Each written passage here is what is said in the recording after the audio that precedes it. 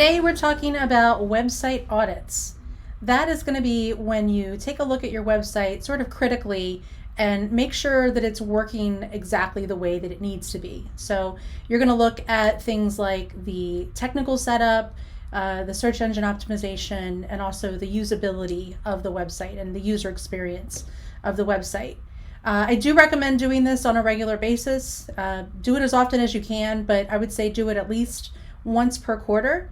If you can do it every month, even better. But you want to try to do this frequently because your website is a living document. It doesn't just exist in a vacuum. It's going to change over time. And you want to do that audit on a regular basis to make sure that as you're changing your website, you're keeping up with all of the requirements for that website. So I usually break the audit into three main parts. And the first one is going to be the user experience. And you're going to check on things like, is there a call to action on the website? Do your users know what to do when they get to your website? Is there a clear button or some other kind of call to action that tells them, hey, click here as soon as you get to the website? Do they have a way to contact you? Is there a phone number? Is there an address or whatever your users need to be able to get in touch with you?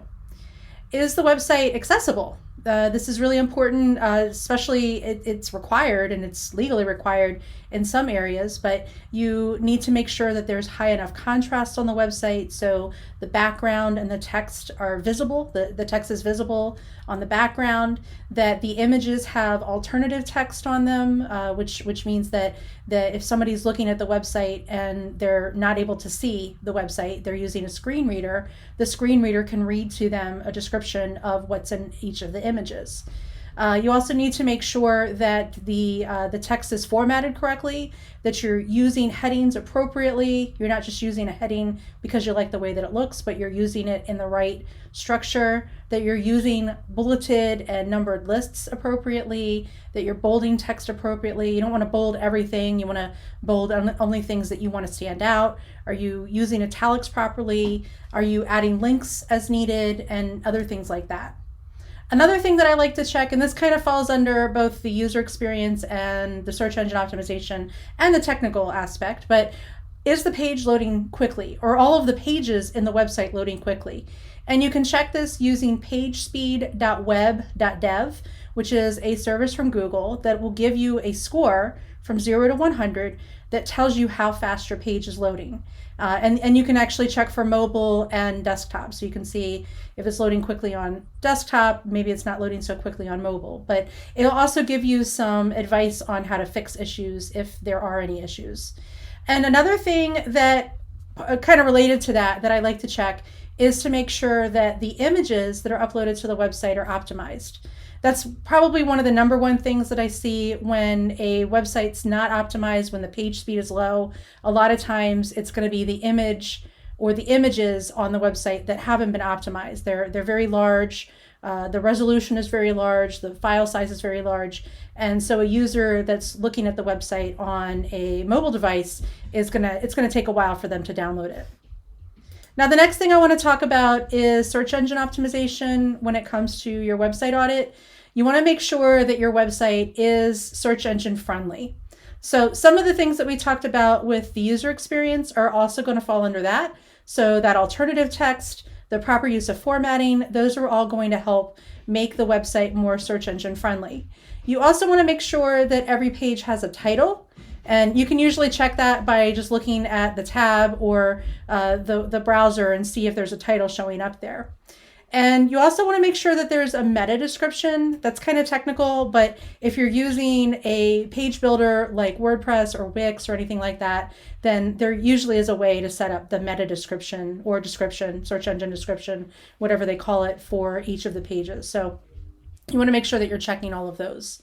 Another thing that is probably pretty good to check for is how many words are on each page. This goes with the SEO. Websites for search engines, they need to have enough content Otherwise, the search engines consider them thin or sparse. And so you want to have at least 300 words on a page that has content. So like, for example, if you're writing a blog post or an about page or a services page or something like that, you want to make sure that those pages have at least 300 words that are relevant to the actual content of the page. So that can help with the search engine optimization. Another thing that is kind of in the next thing with the technical and also with search engine optimization is the website connected to some kind of analytics program like Google Analytics or something like that. If it's not, you want to make sure that you connect it to that. That way you can see what kind of usage you're getting for your website. And that's pretty important to know information about a lot of other things and decisions that you might make down the road about your website. And you also want to make sure that it's connected to Google Search Console, which is a free service from Google that lets you see how people are finding your website, what queries they're using to get to your website. And you also want to connect to Bing Webmaster Tools. So if your users are on Windows computers and they're using the built-in Edge browser, they're probably using Bing for their searches instead of Google. And for both Google Search Console and Bing Webmaster Tools, you also want to make sure that you've submitted a sitemap to each of those. That way the search engines know what pages should be read or indexed and which ones should not within your website. And so those are all very important for search engine optimization. The last thing I want to talk about is the technical element of the audit. And some of these things, again, go back to search engine optimization, user experience, but they're more technical in nature. And again, revisit that page speed. I like to check the page speed for every page that I can within the site, at least the main content pages. So I'll check the page speed for the home page, the about page, services or products, whatever it is that you're selling. And then also the contact page to make sure that each of those main pages is loading quickly. It's probably a good idea if you've got a blog to sort of spot check some of the pages within the blog as well. And just kind of going back to the page speed, what you get for your score is if it's at least like a 70 for mobile, it's not the best, but it's not too bad. You want to try to get like an 80, 90 or higher. And again, it's out of 100. So you want to try to get as high of a score as possible. Another thing that's really important is the SSL setup. And the SSL is going to be the HTTPS on the URL. So if you're looking in the URL of the page, it's going to have an S at the beginning. And it's also going to put a little padlock on the browser when you look at it. So that's really important to set up. It is actually something that's going to help with your search engine optimization, but it's also going to help people as far as feeling more secure with your website, because the SSL means that the information between the browser and the server is encrypted. And so it's really important to have that SSL. Most web hosting, well, not most, I would say a lot of web hosting providers provide free SSL. So if yours doesn't provide free SSL, you might have to pay for it. I know some hosting providers charge like $75 a year for it or even more, but you want to get SSL even if you have to pay for it. So very important. Another part that's technical, but it's really more legal, I guess you could say, is do you have all of the required disclaimers on your website? So for example, do you have a privacy policy? You need to have a privacy policy. If you don't have a privacy policy, you got to get one. Do you have a terms and conditions? That's especially important if you're selling things on your website. So, or you're providing information that people might use on your website. Is it provided with a warranty or without a warranty? If you're selling things, do you provide a refund? What are the terms of the refunds, if any? What's your refund policy?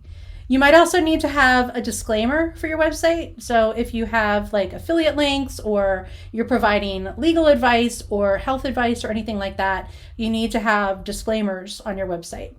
And depending on where your audience is, you might also need to have a cookie policy and a cookie consent tool. So those are pretty important, especially if your audience is in the European Union or certain states or certain other countries and also certain states in the United States. You want to have all of those legal documents there. I use a service called Termageddon for that.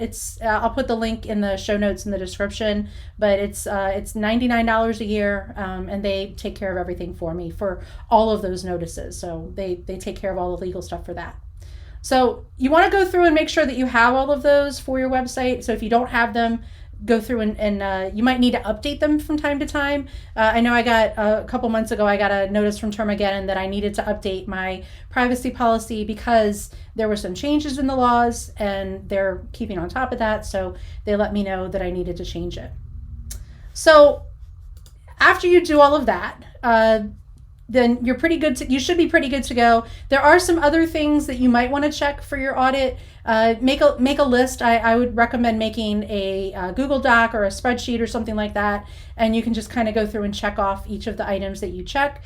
If you have no idea where to get started, I'll put a link to my free DIY website audit checklist. It's just a Google document that you can download, make a copy of it, and you can use that for your checklist. I also have a course. It's not free, but it's a course you can sign up for on how to do your own website audit. It comes with a Google spreadsheet, a Google sheet that you can mark if things are pass or fail or anything like that.